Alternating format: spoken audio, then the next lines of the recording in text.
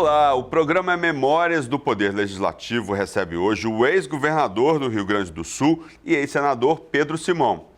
Pedro Jorge Simão nasceu em Caxias do Sul em 31 de janeiro de 1930. É advogado, professor universitário e político.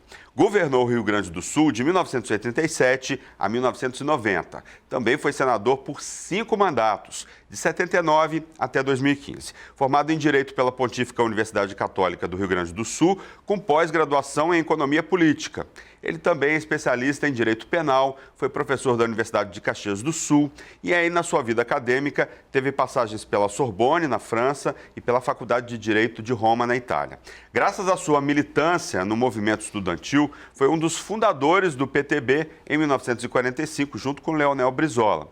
Pedro Simão começou a carreira política em 1959 em Caxias do Sul. Naquela época, foi vereador e deputado estadual. E a partir de 1978, quando foi eleito senador, e aí começou na política nacional. Nos anos 80, também foi ministro da Agricultura. Seja muito bem-vindo, senador. Lembrando desse período, né? Anos 80, anos 90, o senhor também foi líder do governo, no governo do ex-presidente Itamar Franco, né? Como é que foi, assim, essa história de ser líder do governo, né? Numa época aí de transição, teve o impeachment do Collor, entrou o Itamar. Foi conturbada essa época ou foi mais tranquilo do que hoje em dia? Na época a gente dizia que foi muito confuso. Mas agora, eu olhando o que está acontecendo, eu acho que foi muito tranquilo. Não tem nada parecido com o que nós estamos vivendo. Diante desses fatos que aconteceram a partir de 2013. Nada lembra. Eu acho que o Brasil, desde 64, viveu uma época dura, amarga, que foram os anos militares, onde sempre teve uma resistência da mocidade que se constituiu no início no chamado MDB. A Arena, partido do governo, MDB, partido da oposição. E a luta foi difícil. Houveram cassações, prisões, violência, presidentes nomeados, 5 presidentes nomeados, senadores biônicos, eleições praticamente sem voto, tudo aconteceu. Mas o povo foi resistindo, e aquela ditadura que se imaginava que só com a revolução poderia ser derrubada, aconteceu algo realmente impressionante. O povo, o MDB, de um modo especial, a sociedade se participou e o povo terminou indo para a rua e fez, no debate popular, a derrubada da ditadura. Aquilo que parecia que nunca ia cair, aqueles militares cercando 5 presidentes da República, todos nomeados, um mais duro do que o outro, chegou um determinado momento que houve a saturação. E, na verdade, fizeram uma campanha das diretas já. O povo na rua foi qualquer coisa de emocionante, confiando na caminhada, e a caminhada deu certo. Sem derramar uma bala, sem morrer, sem violência, os militares recuaram e convocamos a Assembleia Nacional Constituinte e, na verdade, elegemos no Colégio Eleitoral o Dr. Tancredo Neves. Uma vitória espetacular. Uma vitória realmente onde os militares tiveram que recuar e o povo teve a vitória. Foi um dia dramático. O doutor Tancredo assumia no outro dia às 9 da manhã. Às 10 da noite da véspera, o doutor Ulisses nos chama no hospital em Brasília. O doutor Tancredo tinha baixado o hospital e tinha que fazer uma operação urgentíssima de peritonite e terminou fazendo. Ali, quem assume, quem não assume, nós defendíamos que quem tinha que assumir era o doutor Ulisses Guimarães, que era o presidente da Câmara dos Deputados. Mas aí tinha o vice... Aí entra o Sarney, que era o vice-presidente. O Sarney tinha entrado de vice numa composição para conseguir mais votos no colégio eleitoral, mas ele era o presidente da Arena, era o homem que tinha composto com a Arena a vida inteira. Mas na reunião que nós estávamos, quando ficou decidido que o Tancredo não assumiria, que ele ia ser operado, nós reunimos todo mundo do comando para ver o que ia acontecer. E nós estávamos ali, e eu era na expectativa que quem assumisse era o doutor Ulisses, presidente da Câmara. Aí entra o Sarney com o general Leônidas, que era o ministro da guerra escolhido pelo Tancredo. E o general, fardado a rigor, com a Constituição, abre a Constituição e diz: quem assume é o vice-presidente. Está aqui na Constituição, o vice-presidente assume. Caso de morte, doença, férias, qualquer razão, ele que assume. E o doutor Guiço olha para ele e diz: eu concordo. Quando ele fala isso, eu peço a palavra. Mas ele não dá bola. Está resolvido, sai o Sarney e sai o general. Aí o Ulisses vira para nós e diz: mas o que vocês querem? Nós tínhamos um plano para poder assumir. Podia ter, não se sabia se o Figueiredo ia para a posse, e aí não ia inventar qualquer coisa, não ia ter aquele problema, não ia ter sei lá o que for. Então, nós tínhamos preparado meses a fio a solenidade de posse. E quem comandava essa coordenação toda era o Leônidas, que era o ministro da guerra, e ele que fazia tudo. Então, isso diz. Quem coordenou tudo era o Leônidas. Agora vem o Leônidas aqui e diz: olha, quem assume é o vice, Sarney. Nós dizemos: não, é o Ulisses que é o presidente da Câmara. Não, então quem assume sou eu, o Leônidas. Então, assumiu o Leônidas, assumiu o Sarney. E aí mudou tudo. Mudou tudo, o Sarney fez o governo, justiça seja feita, convocou a Assembleia Nacional Constituinte, a Assembleia Nacional Constituinte foi feita, e ele, enfim, convocou a eleição e saíram as eleições. E aí a gente teve um período aí de grandes transformações econômicas, a gente teve aqueles planos todos, né, que aconteceram na economia, e a gente teve o evento, que foi um evento marcante, senador, que foi a Constituição de 1988, né? Eu queria que o senhor falasse um pouco dos bastidores. Nessa época o senhor era governador do Rio Grande do Sul, né? Mas o senhor deve ter participado ativamente com Ulisses Guimarães, enfim. O senhor já era um político experiente nessa época. Como que foi essa história dessa Constituição que dura até hoje no Brasil? Naquela eleição da Assembleia Nacional Constituinte, o MDB teve ampla maioria. Teve maioria na Câmara e maioria no Senado. E iniciamos a Constituinte numa boa, mas com o decorrer do tempo começou a haver uma divergência. E houve uma divisão entre o grupo que ficou simpático ao Sarney e o grupo que tinha o doutor Ulisses na frente, que eram as bandeiras tradicionais do MDB. Aí terminou havendo uma grande discussão em torno do mandato, se era de 6 anos, continuava 6 anos, ou se era 5 ou se era 4. E em torno do se ficava presidencialismo ou se convocaria, se criaria o parlamentarismo. Essa discussão foi grande, mas foi radicalizando, e aí houve um rompimento. Um grupo, foi quando apareceu o Centrão, um grupo se reuniu em torno do Sarney e outro grupo em torno do Dr. Ulisses. E houve realmente um trabalho bonito, a Constituinte fez um trabalho emocionante, um grande debate, grandes discussões. Eu acho difícil que no mundo tenha havido tanta participação da sociedade como naquela Constituinte, mas no final eu fiquei muito triste, porque eu sou parlamentarista. Acho que o Brasil é um dos poucos países presidencialistas no mundo e essa metade das coisas erradas que estão dando é por causa desse, que é um sistema que é dado à briga, à radicalização. Mas ganhou para o presidencialismo e uma coisa interessante, 5 anos, 6 anos, 4 anos, o doutor Sarney concordava em baixar de 6 para 5, mas o Covas queria, porque tinha que ser parlamentarismo com 4 anos. Resultado, perdemos o parlamentarismo para o presidencialismo e perdemos 5 anos para 4 anos. Perdemos 6 anos para 5 anos. Quer dizer, então passou passou o regime dos 6 anos, ficou 6 anos e ficou o presidencialismo. O parlamentarismo tinha alguma chance naquela época? Tinha, e podia ganhar. É que, de repente, houve uma divisão e foi uma coisa interessante. Todo mundo, o Lula, o Brizola, o então vice-presidente da República, a grande maioria se agarraram no presidencialismo e nós terminamos perdendo aquela eleição. E aí a gente teve as primeiras eleições diretas depois da ditadura, em 1989. Foi uma coisa fantástica. Eu estava contando até um bastidor aqui antes do programa para a gente, né? Foi uma coisa fantástica, porque ali a Constituinte foi um momento realmente muito bonito da vida brasileira. O brasileiro vivia debatendo, analisando, todo mundo. Todo mundo voltou a se interessar por política. Participando da coisa.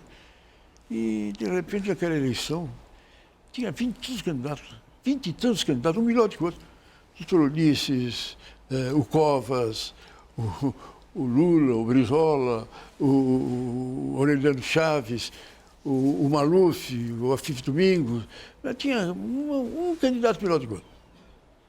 Foi ganhar o Collor. Aquela coisa, quer dizer, terminou sendo uma campanha de grande debate. E uma campanha de marketing, né? Porque na época ele era conhecido como Caça Marajá, não era isso? Foi uma campanha interessante. Até a véspera, primeiro era o Brizola, depois o Lula passou o Brizola. Então era Lula e Collor. Na véspera todo mundo dava o Lula. Aí a Globo fez aquele final. Foi um debate entre o Lula e o Collor, os dois do segundo turno. O debate que decidiu a eleição E na aquele época, debate, o Lula foi mal, muito mal. E o Collor foi bem. O Collor avançou em cima do Lula, falou um negócio que ele tinha a mulher dele, que ele queria fazer um aborto, e não sei, uma série de coisas de baixo calão. Mas o Lula, na minha opinião, ganhou o debate. Mas a Globo, no Jornal Nacional, fez todo o Jornal Nacional, pensando num debate de 2 horas, tudo que saiu de bem do Collor e tudo que saiu de mal do Lula. E conseguiu fazer uma coisa tão fantástica que é a opinião generalizada que o debate deu a vitória para o Collor. E o Collor ganhou. Como é que era uma eleição tão importante naquela época, né? A volta da democracia, a escolha do presidente pelo voto popular, tantos candidatos. O senhor tem aí algum bastidor interessante para o senhor contar para a gente daquela época, de articulação dos candidatos? Houve uma fato interessante aqui. A eleição terminou dando o Collor em primeiro lugar, candidato da Globo. O Lula em segundo, o Brizola em terceiro e o Covas em quarto. Aí o Brizola nos procurou, defendendo uma tese. Ele e o Lula retiraram o Lula segundo colocado, Brizola terceiro colocado, retirariam e apoiariam o Covas, que seria o candidato. O Covas concordou, mas o Lula não concordou. O PT estava meio apaixonado naquela certeza e terminou perdendo a eleição. Ali eu digo que se tivesse ganho o Covas, as coisas seriam diferentes nesse país. Seriam bem diferentes nesse país. A partir lá do início dos anos 90, 91, o senhor já voltou ao Senado, e aí a gente teve aquela crise toda do Collor, os escândalos. O Collor terminou sendo um desastre. Assim. Ele não tinha condições, não. Era um jovem, não tinha ideia, não tinha conteúdo. Na verdade, foi um erro atrás do outro. E como que estava o Senado e a Câmara dos Deputados naquela época? Como é que vocês articulavam essa incapacidade que o senhor chama de incapacidade? Quando iniciou, o impeachment foi feito no meu gabinete. Nós analisamos, debatemos, mas o doutor Ulisses era um que achou uma loucura. Assim, Pedro vai fazer esse coisa, vai fazer impeachment. Mas eu disse, esses caras aí que fizeram com o João Goulart, fizeram com o Getúlio, agora vão querer derrubar eles e esses militares vão tomar conta. Ainda tinha o fantasma da ditadura ainda Exato, rondando. Quer dizer, vão tomar conta, que é isso? Vocês vão brincando com isso? E houve um medo. Mas as coisas foram adiantando, foram crescendo, e a coisa deu certo. E como que foi essa articulação, que o senhor falou aí, no gabinete do senhor aí? Como é que foi essa conjunção aí de pessoas, A questão foi no sentido de que havia um grande entendimento de que ele devia ser afastado. Havia uma participação coletiva que ele tinha que ser E ele não queria ser afastado na época, né? E com o tempo, quer dizer, porque no início era uma tese que estava sendo lançada. Mas foi crescendo, e foi quase por unanimidade o afastamento.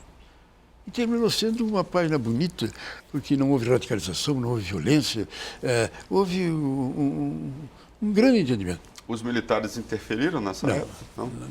Absolutamente nada. E aí entra a figura do Itamar. Itamar tinha sido vice-presidente do Collor. Mineiro de Juiz de Fora. E não teve nenhuma participação no impeachment. Não participou de coisa nenhuma, nunca disse nada. Até uma coisa interessante, era uma quinta-feira, Então está decidido o impeachment, e o presidente Supremo, que está presidindo todo os debates em torno do impeachment, ele nos chamou para dizer, olha, queria que o Itamar assumisse na sexta-feira. Aí foram falar com o Itamar, então ele disse, sexta-feira eu vou, só vou segunda-feira. Aí o senador Darcy Ribeiro, que estava presidente disso, eu me lembro quando caçaram o Congresso, caçou o Jango, o Tancredo chegou aos berros dizendo, olha, me dá 2 horas que o Tancredo, o Jango está em Porto Alegre, na casa do comandante do terceiro exército. Telefone para ele, daqui 2 horas ele está aqui. E não deram, não. Agora o cara quer hoje para segunda-feira. Mas assumiu o Itamar e fez um governo espetacular. E nessa época você foi líder do governo do ex-presidente Itamar Franco. Foi líder do governo e foi onde apareceu o Plano Real, foi ele que fez, onde se fez a CPI dos corruptores, onde as coisas realmente começaram a encaminhar no sentido da vida política brasileira. Quais foram os desafios que o senhor enfrentou sendo líder do governo nessa época, né, de retomada da democracia? Acabou o impeachment, entrou um outro vice-presidente, né? Quais eram os desafios e como que era a articulação do senhor junto ao Congresso Nacional nessa época? Primeiro foi a montagem do governo. O Itamar montou um governo sem troca-troca. Escolheu as pessoas e constituiu as pessoas. Eu me lembro que, nas primeiras reuniões do governo, ele reuniu todo o ministério dele e convocou todos os líderes, os presidentes de partido. Doutor Ulisses, o Arraes, Brizola, o Lula, todos os presidentes de partidos na reunião. Ou seja, era um governo conciliador. Um governo de entendimento. Aí até o Itamar falou e depois pediu que eu, como líder dele, falasse e nós dissemos. Olha, o Itamar não foi eleito presidente da República. Quem foi eleito foi o Collor. O Congresso destituiu o Collor. O Congresso colocou na presidência o Itamar. Então tem que se entender. O Congresso é o grande responsável pela hora que nós estamos vivendo e por esse fato. Agora, ele, Itamar, quer dizer o seguinte. Eu quero fazer um governo de um grande entendimento nosso. Eu faço um apelo aos partidos que estão aqui, todos. Ao lançar uma tese, ao lançar um debate, ao fazer uma discussão, chamem nós para conversar. Tenho que propor. Em vez de partir para a radicalização, bom ao seu entendimento. E eu, por minha vez, me comprometo que nenhuma decisão de divisão, de alteração será feita sem eu reunir o senhor aqui. Então, essa reunião que nós estamos fazendo aqui se repete cada vez que qualquer um dos senhores queira fazer, ou que eu vá fazer alguma atitude que eu não vou tomar a decisão de se conversar com vocês. Isso aconteceu. Realmente, isso aconteceu.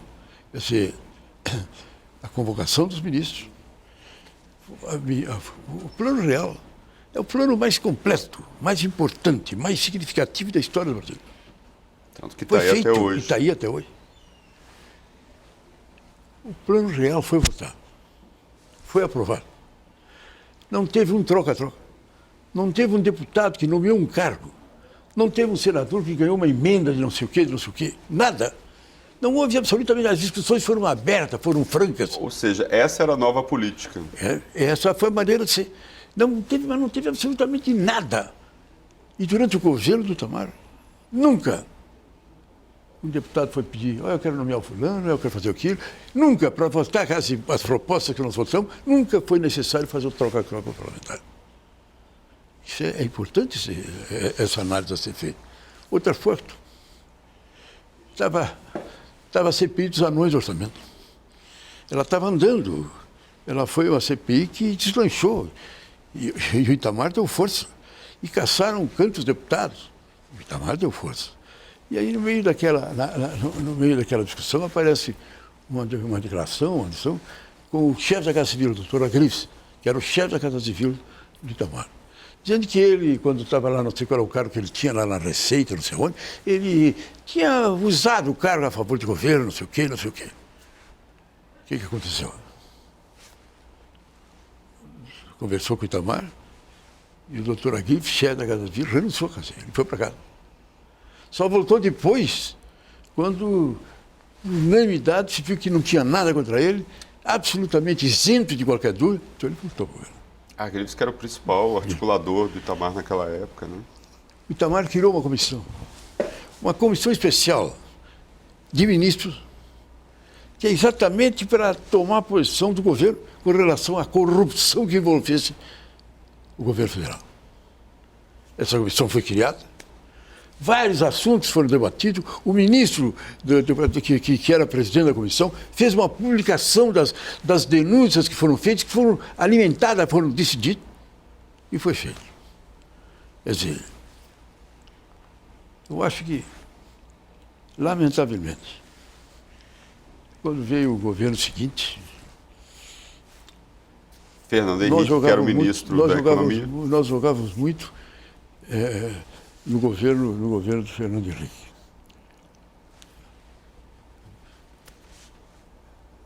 Itamar escolheu.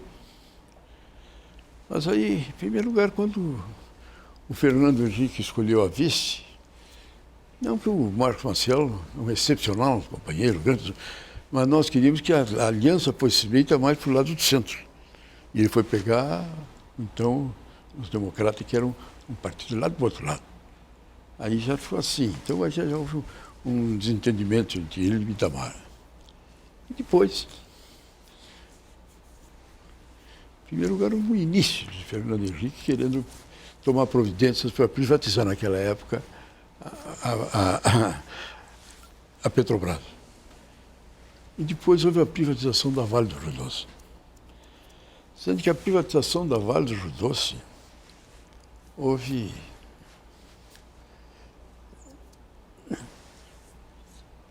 as grandes empresas ligadas à mineração tinham se unido num grande projeto. Um grande projeto que ia levar adiante. De repente, apareceu um projeto que ninguém sabe de quem é, como é que foi, e ganhou. Como é que ganhou? De repente, o fundo de pensão da Petrobras e o fundo de pensão do Banco do Brasil largaram esses aqui e foram para esse aqui.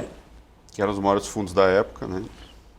E ainda são no Brasil. E deu essa confusão que está até agora no Vale do Rio Doce, que foi um caos.